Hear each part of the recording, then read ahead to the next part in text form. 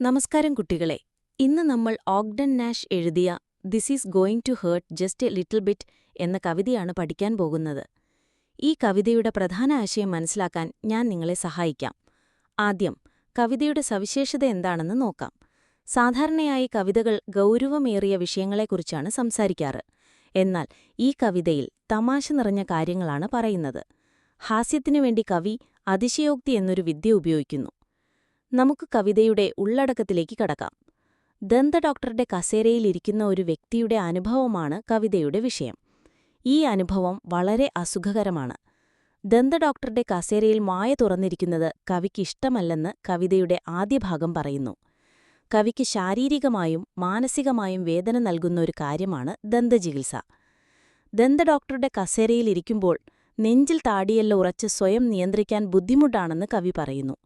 ആ സമയം നമ്മുടെ കൈനഖങ്ങൾ നമ്മുടെ കൈയിലെ ജീവൻരേഖയോ സ്നേഹരേഖയോ മാറ്റിയെഴുതാൻ ശ്രമിക്കുന്നു. അതുപോലെ നമ്മുടെ വായ ഒരു റോഡിലെ പണി നടക്കുന്ന ഒരു ഭാഗം പോലെയാണെന്ന് കവി ഉപമിക്കുന്നു. അവിടെ കല്ല് തകർക്കുന്ന യന്ത്രങ്ങളും കോൺക്രീറ്റ് മിക്സറുകളും ഡ്രില്ലുകളും സ്റ്റീം റോളറുകളും നിറഞ്ഞിരിക്കുകയാണെന്ന് കവി പറയുന്നു.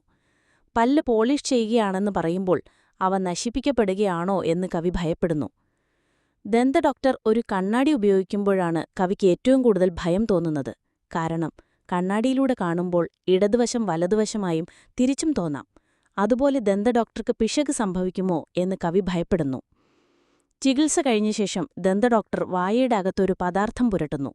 അതൊരു കുതിരയുടെ കുളമ്പിൽ തിളക്കം വരുത്താൻ ഉപയോഗിക്കുന്നതാണെന്ന് കവി സംശയിക്കുന്നു. ചികിത്സ കഴിഞ്ഞ് ആശ്വാസത്തോടെ നിൽക്കുമ്പോൾ 3 മന്ത്സിന് ശേഷം തിരികെ വരാൻ ദന്തഡോക്ടർ പറയുന്നു. ഇതാണ് ഈ കവിതയിലെ ഒരു ദുഷിച്ച ചക്രം. പല്ല് ആരോഗ്യത്തോടെ നിലനിർത്താൻ ദന്തഡോക്ടറെ കാണേണ്ടി വരുന്നു. എന്നാൽ പല്ല് ആരോഗ്യത്തോടെ ഇരിക്കാൻ കാരണം ദന്തഡോക്ടറെ കാണേണ്ടി വരാതിരിക്കാനാണ്. ഓഗ്ഡൻ നാഷ് ഒരു അമേരിക്കൻ കവിയായിരുന്നു. തമാശ നിറഞ്ഞ കവിതകളാണ് അദ്ദേഹം എഴുതിയിരുന്നത്. അദ്ദേഹത്തിന്റെ കവിതകളിൽ വാക്കുകൾ മനഃപൂർവ്വം തെറ്റായി എഴുതുകയും അതുവഴി ഹാസ്യമുണ്ടാക്കുകയും ചെയ്തിരുന്നു.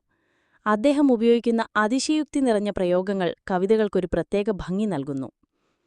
നമ്മുടെ ക്ലാസ് ഇവിടെ അവസാനിക്കുന്നു. അടുത്ത ക്ലാസ്സിൽ വീണ്ടും കാണാം.